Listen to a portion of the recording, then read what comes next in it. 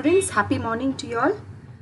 Today's session we will be learning about models in e-commerce. E-commerce ಅಲ್ಲಿ ಇರುವಂತಹ ಹಲವಾರು models ಗಳ ಬಗ್ಗೆ ಇವತ್ತು ಚರ್ಚೆ ಮಾಡೋಣ. ಮೊದಲನೇ ಮಾಡೆಲ್ B2C ಅಂತ ಅಂದ್ರೆ ಬಿಸಿನೆಸ್ ಟು ಕನ್ಸ್ಯೂಮರ್ಸ್. ಏನಿದು ಅಂತ ಅಂದ್ರೆ ಈ ಚೈನ್ ಆಫ್ ಆಕ್ಟಿವಿಟಿ ಹೇಗಿರುತ್ತೆ ಅಂತ ಅಂದ್ರೆ ವ್ಯಾಪಾರಿಗಳು ಕನ್ಸ್ಯೂಮರ್ಗೆ ಡೈರೆಕ್ಟ್ ಆಗಿ ಕನೆಕ್ಟ್ ಆಗೋ ಥರ. ಓಕೆ, ಸೊ ಆ ಥರ ನಿಟ್ಟಿನಲ್ಲಿ ನಾವು ನೋಡಿದ್ರೆ what is the meaning of it ಅಂತ ಅಂದರೆ, while most companies that sell directly to consumers can be referred to as B2C companies, the B2C model involves transaction between business organization to consumer. ವ್ಯಾಪಾರಿಗಳು ಡೈರೆಕ್ಟಾಗಿ ಕನ್ಸ್ಯೂಮರ್ನ contact ಮಾಡುವಂತಹ ಮಾಡೆಲ್ನ ನಾವು business to consumer ಅಥವಾ B2C model ಅಂತ ಕರಿತೀವಿ. This model also includes services like online banking, traveling, healthcare. ಈ model ಯಾವ ಥರ ಇದೆ ಅಂತ ಅಂದರೆ, ಇದು ಸೇವೆಗಳ model. Like you can see the examples given here: big basket, bagscart.com, flipkart.com, online ticket booking, airline portals, stopper shop. ಇದೆಲ್ಲ ಕೆಲವೊಂದು ಬಿಸ್ನೆಸ್ಗಳು ಇದು ಪ್ರಾಡಕ್ಟು ಮಾರಾಟ ಮಾಡುತ್ತೆ ಡೈರೆಕ್ಟಾಗಿ ಕನ್ಸ್ಯೂಮರ್ಗೆ. ಲೈಕ್ ಸ್ಟಾಪ್ಸ್ ಅಂತ ತಗೊಂಡ್ರೆ ಬಟ್ಟೆಗಳಿರುತ್ತೆ, ಬೆಲ್ಟ್ಗಳ ಪ್ರಾಡಕ್ಟ್ಸು, ಆಮೇಲೆ ಲೇಡೀಸ್ ಕಾಸ್ಮೆಟಿಕ್ಸ್ ಐಟಮ್ಸು, ಹಲವಾರು ಪ್ರಾಡಕ್ಟ್ಸ್ಗಳನ್ನು ಅವರು ಇಟ್ಕೊಂಡಿದ್ದಾರೆ. ಡೈರೆಕ್ಟಾಗಿ ಪ್ರಾಡಕ್ಟ್ನ ಆನ್ಲೈನ್ ಮುಖಾಂತರ ಮಾರಾಟ ಮಾಡ್ತಾರೆ. ಅದೇ ರೀತಿ ನೀವು ಗಿರಿಯಾಸ್ ತಗೋಬೋದು. ಗಿರಿಯಾಸಲ್ಲಿ ಆನ್ಲೈನ್ ಅಂತ ಇದೆ, ಆನ್ಲೈನ್ ಸರ್ವಿಸಸ್ಸು. ಅವರಲ್ಲಿ TV, ಫ್ರಿಡ್ಜು, ವಾಷಿಂಗ್ ಮಿಷಿನ್ ಇವೆಲ್ಲನೂ ಕೂಡ ಆನ್ಲೈನ್ ಮುಖಾಂತರ ಮಾರಾಟ ಮಾಡ್ತಾರೆ. ಸೇವೆಗಳು ಅಂತ ತಗೊಂಡ್ರೆ ಟಿಕೆಟ್ ಬುಕ್ಕಿಂಗ್ ಇರ್ಬೋದು. ನಮ್ಮ IRTC, ನಮ್ಮ ಇಂಡಿಯನ್ ರೈಲ್ವೆ, ಅವರು ಕೂಡ they have a separate service app. ಅದರಲ್ಲಿ ಹೋಗಿ ನಾವು ರಿಜಿಸ್ಟರ್ ಮಾಡಿದ್ರೆ ಆನ್ಲೈನ್ ಮುಖಾಂತರ ನಾವು ಟಿಕೆಟ್ಗಳನ್ನು ಬುಕ್ ಮಾಡ್ಬೋದು. ಇಂಡಿಗೋ, ಆಮೇಲೆ ಕತಾರ್, ಎಲ್ಲ ಏರ್ಲೈನ್ಸು ಕೂಡ ಆನ್ಲೈನ್ ಸರ್ವಿಸಸ್ ಕೊಡುತ್ತೆ. ಮನೆಯಲ್ಲೇ ಕೂತ್ಕೊಂಡು ಟಿಕೆಟ್ ಬುಕ್ ಮಾಡ್ಬೋದು. ಸೊ ಈ particular business to consumer model ತುಂಬ ಸಿಂಪಲ್ಲು. ಈಸಿಯಾಗಿ ಪ್ರೊಡ್ಯೂಸರೇ ಅಥವಾ ಸರ್ವಿಸ್ ಪ್ರೊವೈಡರೇ ಡೈರೆಕ್ಟಾಗಿ ಕನ್ಸ್ಯೂಮರ್ನ ಕಾಂಟ್ಯಾಕ್ಟ್ ಮಾಡ್ತಾನೆ. ಏನು ಫೀಚರ್ಸ್ ಅಂತ ಅಂದರೆ, ಇದರ ಗುಣಲಕ್ಷಣಗಳು: heavy advertisement required to attract the large number of customers. ಜಾಹೀರಾತುಗಳು ಜಾಸ್ತಿ ಮಟ್ಟದಲ್ಲಿ ಮಾಡಬೇಕಾಗತ್ತೆ. ಈಗಂತೂ ಆನ್ಲೈನ್ ಸರ್ವಿಸಸ್ ಇರೋದ್ರಿಂದ ಸುಮಾರು ಆನ್ಲೈನ್ ಮುಖಾಂತರನೇ ಜಾಹೀರಾತುಗಳನ್ನು ಕೊಡ್ತಾ ಬರ್ತಾರೆ. Heavy investment in terms of hardware and software. Online business ಅಂತ ಹೇಳಿದ ತಕ್ಷಣವೇ ಹಾರ್ಡ್ವೇರ್ ಸಾಫ್ಟ್ವೇರ್ ಇಲ್ಲ ಅಂದರೆ ಮಾಡಲಿಕ್ಕಾಗಲ್ಲ. ಸೊ ಈ B2C ಮಾಡೆಲ್ ಸೆಟಪ್ ಮಾಡುವಂಥ ಕಂಪನೀಸು ಜಾಸ್ತಿ ಬಂಡವಾಳವನ್ನು ಹಾರ್ಡ್ವೇರ್ ಅಂತ ಅಂದರೆ ಕಂಪ್ಯೂಟರ್, ಅದರ GB ಇರ್ಬೋದು, ಎಷ್ಟು ಮೆಮೊರಿ ಕೆಪಾಸಿಟಿ ಇರಬಹುದು, ಅದರ ಫೀಚರ್ಸ್, ಪ್ರೋಸೆಸಸ್ ಇರ್ಬೋದು, ಇದನ್ನೆಲ್ಲ ನಾವು ಹಾರ್ಡ್ವೇರ್ ಅಂತ ಕರಿತೀವಿ. ಸಾಫ್ಟ್ವೇರ್ ಅಂತ ಅಂದರೆ ಅದಕ್ಕೆ ರಿಲೇಟೆಡ್ ಆಗಿರುವಂತಹ, ಅದಕ್ಕೆ ಇವಾಗ ಏರ್ಲೈನ್ ಅಂತ ಅಂದರೆ ಏರ್ಲೈನ್ಸ್ ಕಂಪನಿಗೆ ಅನುಗುಣವಾಗಿ ಸಾಫ್ಟ್ವೇರ್ನ ತಯಾರಿ ಮಾಡಬೇಕು, ಅದಕ್ಕೆ ರಿಲೇಟೆಡ್ ಸಾಫ್ಟ್ವೇರ್ಸ್ನ ತಯಾರಿ ಮಾಡಬೇಕಾಗುತ್ತೆ.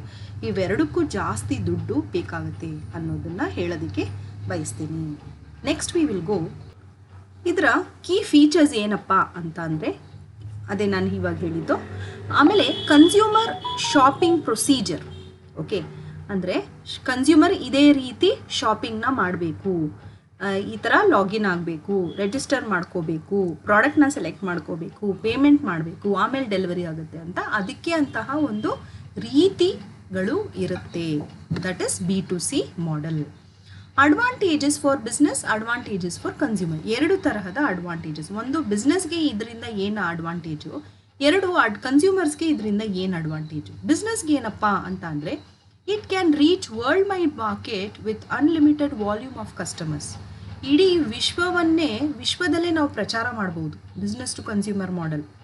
ಓಕೆ, ಆಮೇಲೆ ಅನ್ಲಿಮಿಟೆಡ್ ಕಸ್ಟಮರ್, ಇಷ್ಟೇ ಕಸ್ಟಮರ್ ಸೀಮಿತ ಅಂತಲ್ಲ, ಯಾರ್ಯಾರಿಗೆ ನೆಟ್ ಬಳಕೆ ಮಾಡ್ತಾರೋ, ಯಾರ್ಯಾರು ಓದೋದು ಅಂದರೆ ಲಿಟ್ರೇಟ್ ಅಂತ ಅಂದರೆ ಓದೋದಕ್ಕೆ, ಬರೆಯೋದಕ್ಕೆ, ಮಾತಾಡೋಕ್ಕೆ ಬರುತ್ತೋ ಅಂಥವ್ರನ್ನೆಲ್ಲರನ್ನೂ ನಾವು ಇದರ ಮುಖಾಂತರ ರೀಚ್ ಮಾಡಬಹುದು. It can display information, pictures, price of the product and service.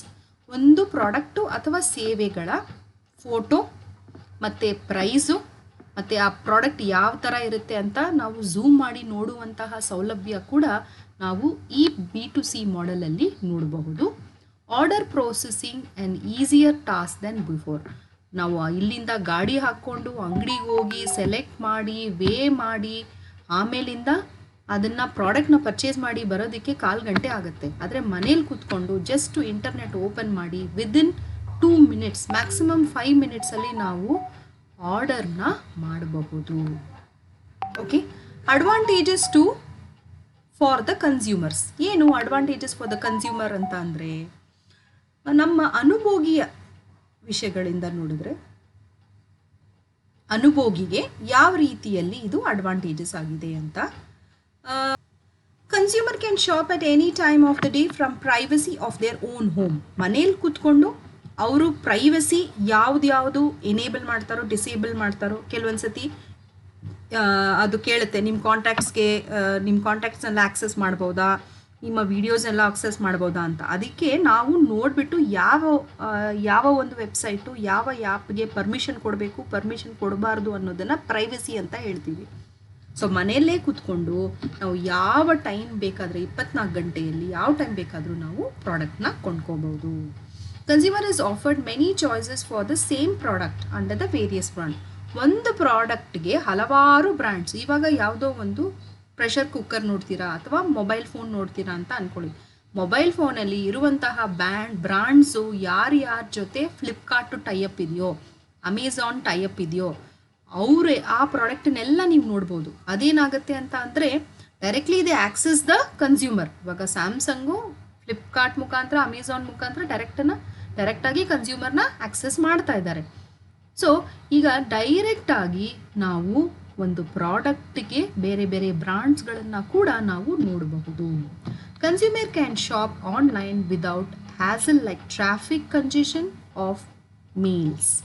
Okay, congestion ಅಂತ ಅಂದರೆ ವಾಟ್ ಯು ಸೇ, ಒಂದು ಜಾಮ್ ಇಲ್ದಿರೆ, ಟ್ರಾಫಿಕ್ ಇಲ್ದಿರೆ ಆನ್ಲೈನಲ್ಲಿ ಕೂತ್ಕೊಂಡು ಯಾವ ಟೈಮ್ ಬೇಕಾದರೂ ಆಕ್ಸೆಸ್ ಮಾಡಿ ಒಂದೊಂದೇ ವೆಬ್ಸೈಟ್ ನೋಡಿ ಹಲವಾರು ವೆಬ್ಸೈಟ್ ನೋಡಿದ ಮೇಲೆ ಖಚಿತಪಡಿಸ್ಕೊಂಡು ನಾವು ಪ್ರಾಡಕ್ಟ್ನ ಕೊಂಡ್ಕೋಬಹುದು ಅನ್ನೋದೇ ಇದರ ಅರ್ಥ. ನೆಕ್ಸ್ಟು ಡಿಸ್ಅಡ್ವಾಂಟೇಜಸ್ ಫಾರ್ ಬಿಸ್ನೆಸ್ಗೆ ಇದರಿಂದ ಆಗುವಂತಹ ತೊಂದರೆಗಳು ಮತ್ತು ಮಿತಿಗಳು ಏನಿದೆ ಅಂತ ನೋಡೋಣ. Many websites offering the same product to the consumer. ಈಗ ಒಂದು ಪ್ರಾಡಕ್ಟ್ ಯಾವುದೋ ಅಂತ ಒಂದು ಪ್ರಾಡಕ್ಟ್ ತಗೊಂಡ್ರೆ ಅದೇ ತರಹದ ಮಾದರಿಯಲ್ಲಿ ಹಲವಾರು ಪ್ರಾಡಕ್ಟ್ ಸಿಕ್ಬಿಡುತ್ತೆ. ನಮಗೆ ಯಾವುದು ಅಸಲು ಯಾವುದು ಡೂಪ್ಲಿಕೇಟ್ ಅಂತ ಕಂಡುಹಿಡಿಯೋದಕ್ಕೆ ಕಷ್ಟ ಆಗುತ್ತೆ. ಅದೇ ಮೊದಲ ಪಾಯಿಂಟಿನ ಅರ್ಥ. ಎರಡನೇದು, technological problem can cause the website to not operate properly. Technology ಅಂತ ಅಂದರೆ ತಂತ್ರಜ್ಞಾನದ ಸಮಸ್ಯೆಗಳಿಂದ ವೆಬ್ಸೈಟು ಕೆಲವೊಂದು ಸತಿ ನೀವು ಕ್ಲಿಕ್ ಮಾಡಿದ್ರೂ ಕೂಡ ನೆಕ್ಸ್ಟ್ ಪೇಜ್ ಹೋಗಲ್ಲ. ಆಮೇಲೆ ಪೇಮೆಂಟ್ ಮಾಡಿರ್ತೀರಾ, ನಿಮ್ಮದು ಡಿಡಕ್ಟ್ ಆಗಿರುತ್ತೆ, ಅಲ್ಲಿ ಹೋಗಿ ರೀಚ್ ಆಗಿರಲ್ಲ. ಸೊ ಇಂತಹ ತಂತ್ರಜ್ಞಾನದ ಪ್ರಾಬ್ಲಮ್ಸ್ಗಳೆಲ್ಲ ನಾವು ಈ B2C ಮಾಡೆಲಲ್ಲಿ ಫೇಸ್ ಮಾಡಬಹುದು ಅನ್ನೋದೇ ಇದರ ಅರ್ಥ. People are hesitant to enter the credit card details if the website does not provide security norms. ಜನರಿಗೆ ಕ್ರೆಡಿಟ್ ಕಾರ್ಡ್ ಡೀಟೇಲ್ಸ್ ಅಂತೂ ಎಂಟರ್ ಅಥವಾ ಪೇಮೆಂಟ್ ಮಾಡೋವಾಗ ಬಳಕೆ ಮಾಡೋದಕ್ಕೆ ತುಂಬ ಕಷ್ಟ ಆಗುತ್ತೆ. ಯಾಕೆ ಹೇಳಿ ನೋಡೋಣ. ಯಾಕೆ ಅಂತ ಅಂದರೆ ಅಕಸ್ಮಾತು ಹ್ಯಾಕರ್ಸ್ ಅಂತ ಇರ್ತಾರೆ, ಕಳ್ಳರು, ಇಂಟರ್ನೆಟ್ಟು ಸೈಬರ್ ಕ್ರೈಮ್ಸ್ ಮಾಡುವಂತಹ ಕಳ್ಳರನ್ನ ನಾವು ಹ್ಯಾಕರ್ಸ್ ಅಂತ ಕರಿತೀವಿ. ಅವರೇನಾದರೂ ಕಾರ್ಡ್ ನಂಬರ್ ನೋಟ್ ಮಾಡಿಕೊಂಡು ದುಡ್ಡನ್ನು ಕೂಡ ಹಂಗೆ ತೊಗೊಂಬಿಡ್ಬೋದು. ಸೊ ಅದಕ್ಕೆ ಜನ ಏನು ಮಾಡ್ತಾರೆ ಅಂತ ಅಂದರೆ ಡೆಬಿಟ್ ಕಾರ್ಡು ಎಂಟ್ರಿ ಮಾಡಲಿಕ್ಕೆ, ಕ್ರೆಡಿಟ್ ಕಾರ್ಡ್ ಎಂಟ್ರಿ ಮಾಡಲಿಕ್ಕೆ ತುಂಬ ಕಷ್ಟಪಡ್ತಾರೆ. ಆದಮೇಲೆ ಭಯ ಪಡ್ತಾರೆ, ನಮ್ಮ ದುಡ್ಡು ಎಲ್ಲಾದರೂ ಹೋಗ್ಬಿಡುತ್ತಾ, ನಮಗೆ ಇದರಿಂದ ಸಮಸ್ಯೆ ಆಗ್ಬೋದಾ ಅಂತ ಭಯ ಪಡ್ತಾರೆ ಅನ್ನೋದೇ ಇದರ ಮೀನಿಂಗು. ನೆಕ್ಸ್ಟ್ ಬಂದು ಡಿಸ್ಅಡ್ವಾಂಟೇಜಸ್ ಫಾರ್ ದ ಕನ್ಸ್ಯೂಮರ್ಗೆ ಈ ತರಹದ B2C ಮಾಡೆಲಿಂದ ಏನು ತೊಂದರೆಗಳು ಮತ್ತು ಡಿಸ್ಅಡ್ವಾಂಟೇಜಸ್ ಅಂತ ಅಂದರೆ ಲಾಭದಾಯಕವಿಲ್ಲದಿರುವಂಥ ವಿಷಯ ಏನಿದೆ ಅಂತ ನೋಡಿದ್ರೆ, security issue especially credit card information which is very sensitive. Okay, fraud tip offs are very common on website. ಈ ಥರ ಬಿಸ್ನೆಸ್ ಟು ಕನ್ಸ್ಯೂಮರ್ ಮಾಡೆಲ್ ನಾವು ಅಡಾಪ್ಟ್ ಮಾಡಿದ್ರೆ ಸೆಕ್ಯೂರಿಟಿ ಪ್ರಾಬ್ಲಮ್ಸ್ ಬರುತ್ತೆ. ಅದೇ ನಾನು ಹೇಳಿದ್ನಲ್ಲ, ಕ್ರೆಡಿಟ್ ಕಾರ್ಡ್ ನಂಬರ್ಸು, ಕ್ರೆಡಿಟ್ ಅಂತ ಅಂದರೆ ಕ್ರೆಡಿಟ್ ಕಾರ್ಡಲ್ಲಿ ಜಾಸ್ತಿ ದುಡ್ಡಿರುತ್ತೆ. ಅಕಸ್ಮಾತು ಹ್ಯಾಕರ್ಸು ಅದನ್ನು ನೋಟ್ ಮಾಡ್ಕೊಂಡ್ಬಿಟ್ರೆ ಆವಾಗ ಏನಾಗುತ್ತೆ ಅಂತ ಅಂದರೆ ನಮಗೆ ಲಿಮಿಟ್, ಈಗ ನಮ್ಮದು 20,000 ಇರುತ್ತೆ, credit card limit 1 lakh 2 lakh ಇರುತ್ತೆ. ಅಂಥ ಸನ್ನಿವೇಶದಲ್ಲಿ ಏನಾಗುತ್ತೆ ಅಂತ ಅಂದರೆ ಅಷ್ಟು ದುಡ್ಡನ್ನು ಮಿಸ್ಯೂಸ್ ಮಾಡುವಂತಹ ಸಾಧ್ಯತೆ ಇದೆ. ಫ್ರಾಡ್ ಮಾಡೋರನ್ನ ನಾವು ಹ್ಯಾಕರ್ಸ್ ಅಂತ ಕರಿತೀವಿ. ಅವರು ನೋಡ್ತಾನೆ ಇರ್ತಾರೆ. ಎಷ್ಟೋ ಇಶ್ಯೂಗಳಾಗಿದೆ ಈ ಸದ್ಯಕ್ಕಂತೂ. Because of lockdown there are so many people online hackers who are ready waiting to cheat people. So ಇದೆಲ್ಲನೂ ಕೂಡ ಕನ್ಸ್ಯೂಮರ್ ಆ್ಯಂಗಲಿಂದ ತೊಂದರೆಗಳು ಅಂತ ನಾವು ಹೇಳ್ಬೋದು. Customer service may not be satisfactory for the consumers. ಸುಮಾರು ಸತಿ ನಾವು ಆನ್ಲೈನಲ್ಲಿ ಪ್ರಾಡಕ್ಟ್ ತೊಗೊಳ್ಳೋದ್ರಿಂದ ಏನಾಗುತ್ತೆ, ಅಥವಾ ಬಿಸ್ನೆಸ್ ಟು ಕನ್ಸ್ಯೂಮರಿಂದ ಕನ್ಸ್ಯೂಮರ್ಗೆ ಅದನ್ನು ನೋಡಿ, ಅದನ್ನು ಸ್ಪರ್ಶ ಮಾಡಿ, ಅಥವಾ ಅದನ್ನು ಅಟ್ಲೀಸ್ಟ್ ಕೂಲಂಕುಷವಾಗಿ ತಿಳ್ಕೊಂಡು ಮಾಡಲಿಕ್ಕೆ ಆಗೋದಿಲ್ಲ. ಸೊ ಅವ್ನು ಸ್ಯಾಟಿಸ್ಫ್ಯಾಕ್ಟ್ರಿ ಲೆವೆಲ್, ಕೆಲವೊಂದು ಸತಿ ರೆಡ್ ಕಲರ್ ಆರ್ಡರ್ ಮಾಡಿರ್ತೀವಿ, ನಮಗೆ ಡೆಲಿವರಿ ಆಗಿರೋದು ಗ್ರೀನ್ ಕಲರ್ ಆಗಿರ್ಬೋದು. ಸೊ ಅಂತಹ ಸಿಚುವೇಷನಲ್ಲಿ ಸ್ಯಾಟಿಸ್ಫ್ಯಾಕ್ಷನ್ ಲೆವೆಲ್ ಕಡಿಮೆ ಆಗುತ್ತೆ ಅನ್ನೋದೇ ಇದರ ಡಿಸ್ಅಡ್ವಾಂಟೇಜಸ್ ಆಫ್ ಕನ್ಸ್ಯೂಮರ್.